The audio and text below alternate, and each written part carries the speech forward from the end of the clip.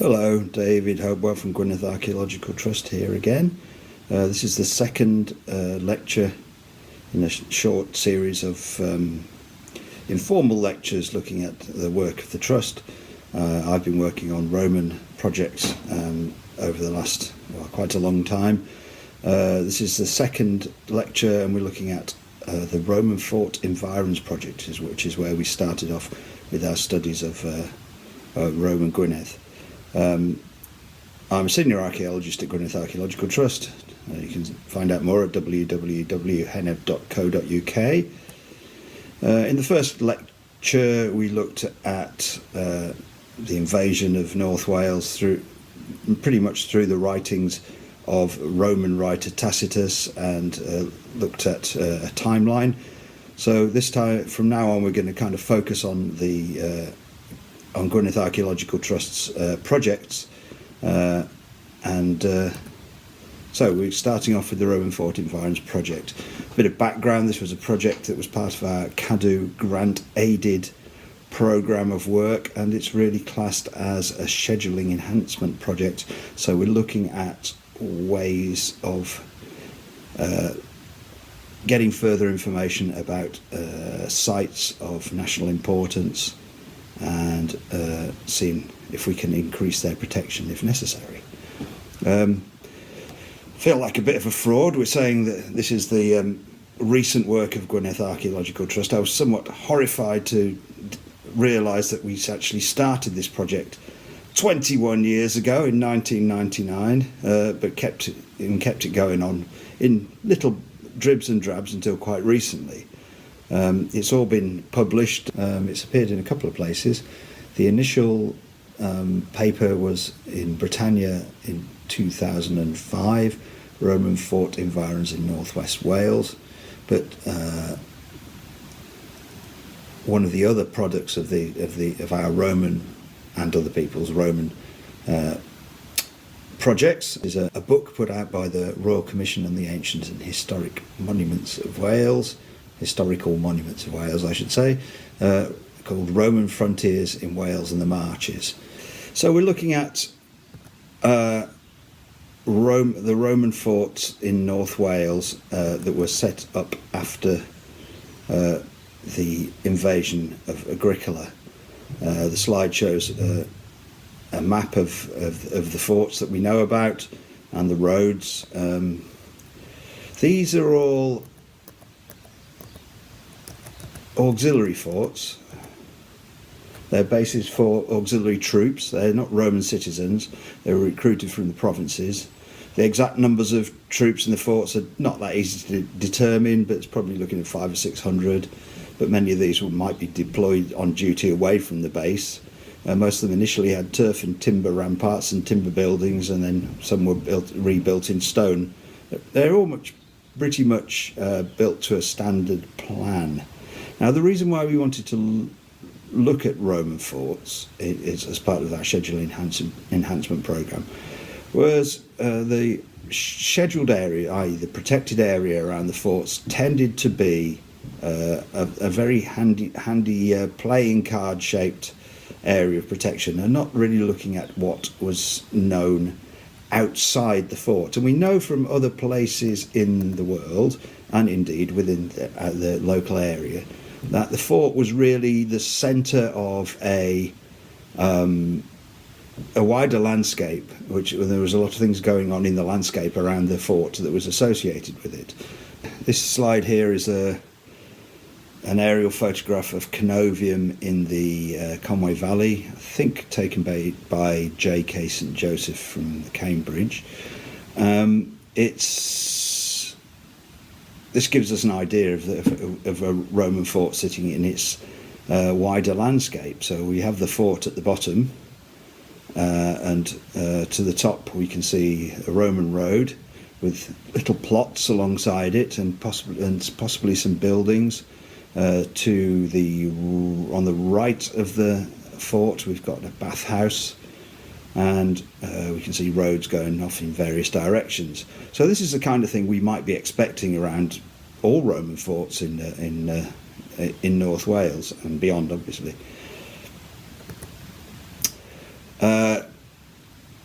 the ideal thing for looking at these kind of things without digging lots of holes is using geophysical survey. So what we've been using are fluxogate gradiometers, kind of magnetometer. Not going to go into the details of how these work. That's what Google's for. We've got through 2 generations of machines while this was project was going on. The latter one is a lot quicker and a lot easier to set up. So, the surveys. The first one, the first site that we looked at was a trial. This was the one that was going to make or break the project, see if it actually came up with some useful information. So this one is at Pennal, which is right down near Machynlleth at the very south of Gwynedd. As you can see from the aerial photograph here, there's not much of a clue as in the landscape as to where the fort is, let alone what's going on around it in the wider landscape. This is Nash Williams's plan of it, so you could actually see in the slide a kink in the hedge, which was one corner of the fort. The farm is actually within the fort itself. So we carried out quite an extensive survey here. So this was myself and John Berman. And we've got, I would say, very instructive, if not somewhat puzzling, set of results. So you can see in the centre of the slide the fort itself, and then you can see another array of ditches outside the fort, which I think are probably probably an earlier phase of fort, though we haven't really got any dating evidence. And then all around it you can see there's things going on. My interpretation plan probably helps a bit more here, so we can see the layout of the fort, and to the northeast you can see a road running away from the fort with lots of rectangular buildings alongside it. We can see the same kind of thing to the northwest. Now, an interesting thing to spot on these geophysical surveys are the little dark blobs that we can see alongside the road. Now, these are what we call a thermoremnant feature. So these are usually caused by a hearth. So this would be the hearth within a building.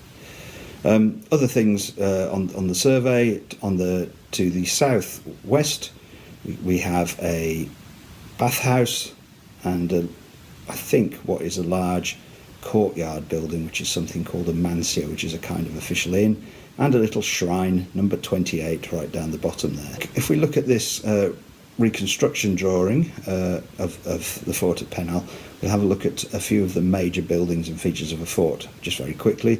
Principia, it's the main administrative centre of the fort. It has a sort of colonnaded parade ground in the front, a cross hall, and then a row of rooms at the back, including a shrine room. Inevitably, next to that is the praetorium, or the commander's house. This is a courtyard house. They were still making Mediterranean-style buildings, even in sunny North Wales. This central range of buildings in the fort, the other position can often be taken up by several different types of building. It's not always that easy to understand what they are from the geophys. Often you find a granary. Granary is actually quite easy to spot in the geophysical survey. You also get things like hospitals and workshops and that kind of thing. The main road through the centre of the fort is the Via Principalis, leading to the Porta Principalis on either side, right and left. And then the fort is divided up into 3 ranges. So we've got the central range. In the front we have the Praetentura, which in most cases contains barracks, which is what we're seeing here. These are these long buildings. So this is where all the troops are housed in the fort. And in the Retentura at the back we've got more barracks. So as we saw from the geophys, there's bathhouse, a mansio, official inn, and the thing that we were looking for initially, which is the vicus settlement. Now, a vicus settlement is something that's found outside almost all Roman forts. It's a sort of semi-civilian settlement, and in North Wales this tends to consist of lots of small rectangular buildings, usually made of wood, with their set end on to the roads out of the fort. These functions are all kinds of things. I think initially it's sort of camp followers who came in with the army, and then possibly people from the local community moving in there as over time, and so it's trading, craft working, sort of small industrial stuff, food and drink, and probably houses of ill repute. So this is the kind of the high street outside the fort. At Pennow, we did actually manage to have a look in detail at a bit of the Vicus. This is a geophysical survey of the settlement, and you can see in these rectangular buildings quite clearly, particularly the one at the bottom left corner. Very clear rectangular building with these blobs that, as I talked about before, which are the hearths within the building. We did a small excavation there which showed up a row of post holes, which is easier to see on a plan. You can see a row of post holes, 6, 7, 8, 9, 10, which are, so we had a sort of small aisled building there with a hearth in the middle. A hearth very close to the post hole, and so one of the posts holding up the roof, unsurprisingly it looked like the building burnt down. We also uncovered the Roman road, so this is a very typical Roman road with a sort of gravelly, stony surface. So that was a success. It showed that the fort was actually within quite a large area of very important archaeology that needed protecting. So next we moved on to Caerau. This is near Bala. So this was again built in the late AD 70s, we think. This one is much more visible in the landscape. This is an aerial photograph of it. The square field in front of the farmyard is actually the ramparts of the fort. So actually, in this one, getting at and getting a good survey of the fort itself was probably not going to be a major outcome, but you can actually even see the parch mark of the road coming out to the right, and if you look very closely in front of the square field, you can just about make out the outline of some buildings in that field. So this had all been spotted quite over the years, so we could actually see some of these features, and we could see that there was a shrine and a cemetery were discovered at various times. So this is our survey. I did most of this with John Berman, but he carried out some of the high-res stuff in front of the fort and got superb results. What we can see again is that we have a great selection of activity on pretty much all sides of the fort, with the little blobs again in the geophysics showing where the hearths are within the buildings, but we can see buildings and all kinds of things here. We can also see the roads coming out of the fort, and then to the south east of the fort we can see a big anomaly, a very big strong anomaly, which is the result of the burning in the bathhouse. And then beside that we can see a huge courtyard building. So this is what we call, well, as far as we can tell, this is called a mansio. So these are within an annex on the end of on the end of the fort. The mansio, we think, is an official inn, so this had administrative functions and was to do with the Roman postal service and all that kind of stuff. It's almost a quarter of the size of the fort, so it obviously shows its importance. After the forts, we think the forts have been abandoned. We seem to be picking up a bit of Roman pottery that's later than that, and we're wondering if the mansio carries on after the fort has been abandoned, so it's still carrying on administrative duties even though the fort has gone out of use. So here's this is the interpretation plan. You can see we do seem to have a lot of activity around the fort. The vicus it seems mostly to be on the northeast, but there's quite a lot of activity. Not quite sure how to interpret it all on the southwest. If we move on to Bryn y Gyfeiliau, or also known as Caerau, this is near Capel Curig. This was a slightly later fort, we think. We've got quite a lot of dating evidence from this. We think it was probably built in AD 90 or thereabouts. Again, not a lot to see from the air. The trees in the middle of the field there actually have some Roman remains in them that are still uncovered from excavations way back in the 50s or 60s, I think it was. It was mostly excavated by J.P. Hall in the 1920s, and he picked up the line of the ditches, and it seemed to be a rather curiously square fort with an annex to the west. Our geophysical survey wasn't terribly clear, but it did show us what was going on and why the fort looked a bit peculiar from Hall's trial trenching. This is my interpretation diagram, and it shows that we originally had a big playing card shaped fort, so you can see the ditches at both ends, double ditches, that was subsequently reduced by digging a ditch through the middle. So the Principia, which you would normally find in the middle of the fort, ended up being right at one end of the reduced fort. And we can see other buildings to a certain extent. We can see some barracks and so a row of anomalies on the road out of the fort to the east, which we're not entirely sure what they are, but they could be burials. So the reduced bit of the fort, feature number 8, which has been partly excavated. As I mentioned before, that's the bit in the trees. It looks like that part of the fort was used as an annex with other buildings in there, probably more sort of administrative buildings. Canovium, we've already seen a photograph of this one, aerial photograph.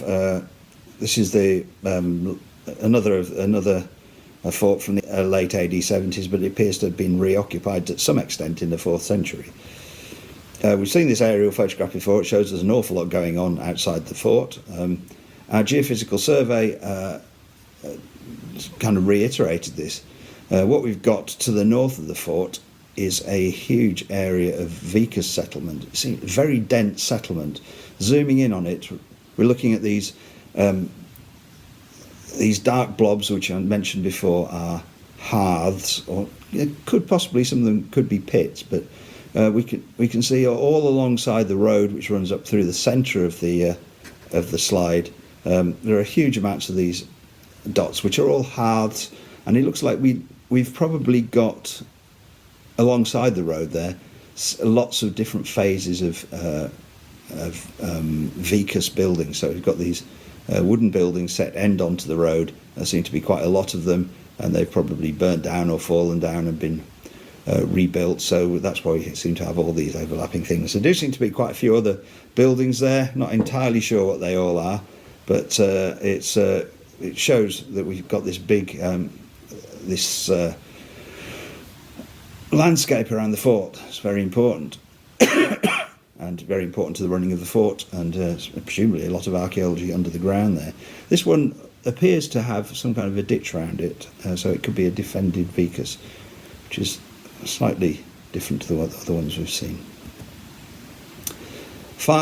Moving on, this is a site that we looked at after the main project, done in conjunction with the National Park, I seem to remember.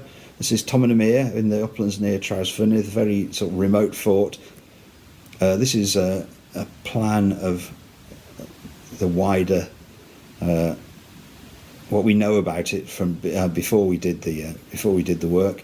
So you can see there's all kinds of things. We've got practice camps, a little amphitheatre, burials, a parade ground, a complete water system running into the supplying the fort. We've got roads with barrows and marching camps, and even the abutments of a Roman bridge, one that really is a Roman bridge.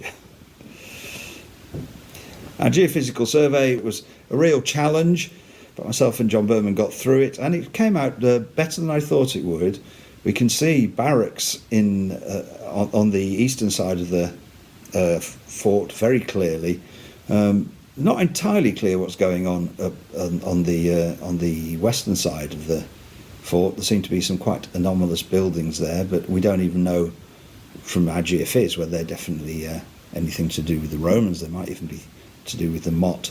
Difficult to know at the from this, but definitely a lot of archaeology within the fort itself.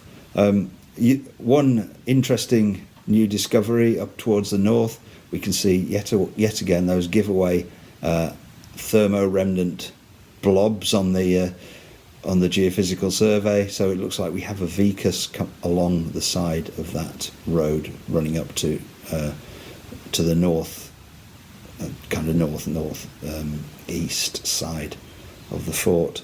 Quite a lot of activity down towards the bridge as well, but you can see these big smudges of dark and light. This is the effect of the underlying geology. So almost all respects, this was a bit of a challenging geophysical survey. But we can actually see there are buildings down to the southeast as well.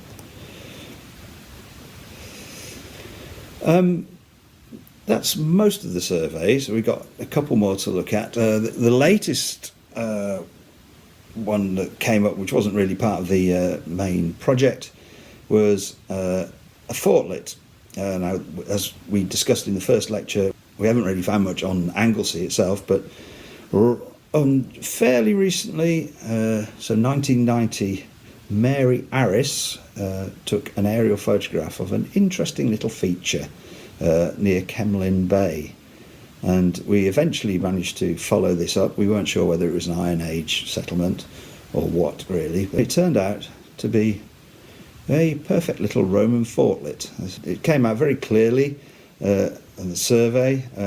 If we zoom into it, you can actually see the remains of some rectangular buildings inside and a nice gateway on the north side. It's surrounded by a rather wobbly, but definitely there, ditch, which, so on the interpretation survey number 1 there, a bit strange, but there are parallels. This is the Neronian fort at Martinhoe in Devon, and this is almost exactly the same, quite remarkably similar. The outer compound around the fort that seemed to be for beacons, so for signalling. So it looks as though the fort is to do with the Roman fleet and either a lookout or a landing place or a signalling place on the north coast of Anglesey. So a really nice new discovery there, and the first bit of Roman archaeology from the invasion period that we've discovered on Anglesey as far as military archaeology goes. Yes, one more fort. This was at Llanfor near Bala. So this had been spotted by St Joseph on an aerial photograph. There's something going on there. I think this is when he'd been visiting Caerau at the other end of Llyn Tegid, and spotted there was something very interesting going on the valley floor on the other side of Bala.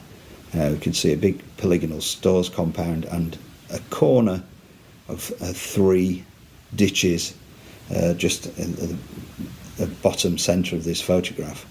Now, I'm not going to go talk about this one now. This is going to be our next lecture, and I'm just going to exclusively look at Llanfor in that one.